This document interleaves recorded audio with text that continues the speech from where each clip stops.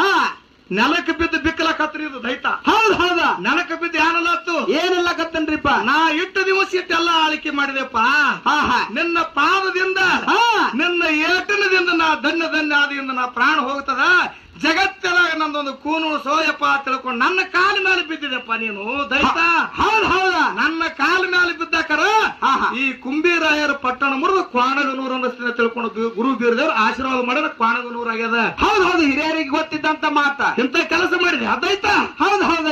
ಅವ ಕ್ವಾಣೇಶ್ವರ ದೈತ ಅಲ್ಲಿ ಸತ್ತಾನ. ಹಾ ಇದು ಆಳಿಗೆ ದೈತ ಇವತ್ತು ಮೆಕ್ಕಳಾಗ ಸಾಯ್ದದ್ರಿ ಈ ಊರಾಗ. ಹೌದ್ ಹೌದ.